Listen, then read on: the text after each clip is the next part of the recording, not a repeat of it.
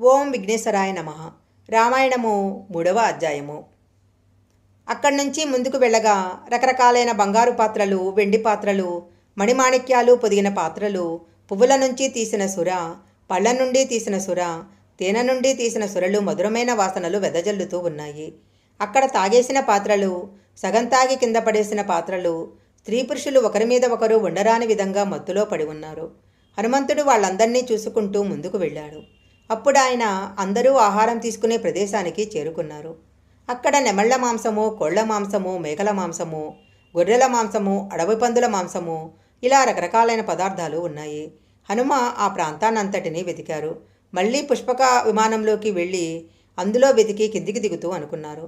ఈ లంకాపట్టణం అంతా వెతికాను. ఇందులో వెతకని ఇల్లు లేదు. ఇక్కడ గంధర్వ, యక్ష, కిన్నెర స్త్రీలు, రాక్షసులు కనపడుతున్నారు. కానీ సీతమ్మ తల్లి జాడ కనిపెట్టలేకపోయాను అని బాధపడ్డారు. కానీ వెంటనే ఎవడు శోకానికి లొంగిపోడో, ఎవడు నిరంతరము ఉత్సాహంతో ఉంటాడో వాడు మాత్రమే కార్యాన్ని సాధించగలడు. అందుకని నేను శోకానికి లొంగను. మళ్ళీ సీతమ్మను అన్వేషిస్తాను. మళ్ళీ ఈ లంకాపట్టణం అంతా వెతికేస్తాను అని ఉత్సాహాన్ని పొంది లంకాపట్టణం అంతా వెతికి కూర్చున్నాడు. అప్పుడు ఆయన ఇలా అనుకున్నాడు. ఇంత లంకాపట్టణాన్ని 4 అంగుళాలు కూడా వదలకుండా నేను వెతికాను.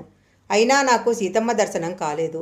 బహుశా ఒంటి మీద వస్త్రం లేని స్త్రీలను ఎందరినో ఈ లంకాపట్టణంలో నేను చూశాను.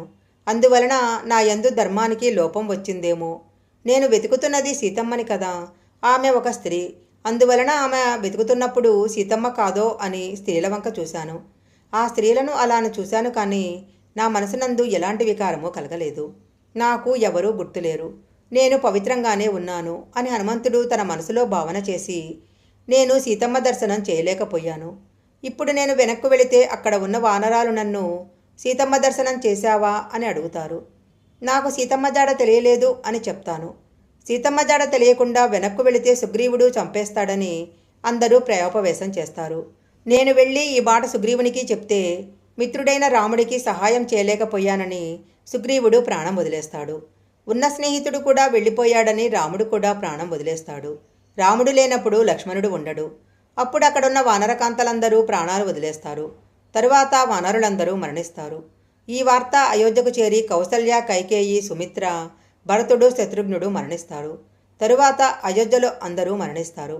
నేను పట్టుకెళ్లే ఈ వార్త వల్ల ఇంతమంది మరణిస్తారు కాబట్టి ఈ వార్తను నేను తీసుకువెళితే ఎంత, తీసుకువెళ్ళకపోతే ఎంత. బహుశా రావణాసురుడు సీతమ్మను తీసుకొస్తున్నప్పుడు ఆయన ఒడిలో కొట్టుకుంటున్న సీతమ్మ జారి సముద్రంలో పడిపోయి ఉంటుంది. కాదు కాదు, సీతమ్మ అంత పిరికిది కాదు. తన పాన్పు చేరటం లేదని రావణుడే సీతమ్మను ముక్కలుగా నరికి ఆహారంగా తినేసుంటాడు. కాదు కాదు, కామకుడైన వాడు తాను కామించిన స్త్రీని సంహరించడు. లేకపోతే రాక్షసులు సీతమ్మను తినేసి ఉంటారా? కాదు కాదు, రావణుడు కామించిన స్త్రీని తినగలిగే ధైర్యము రాక్షసులకు ఉండదు. రాముడికి సీతమ్మ జాడ తెలియకూడదనే రావణుడే అమ్మను ఎక్కడో దాచి ఉంటాడు.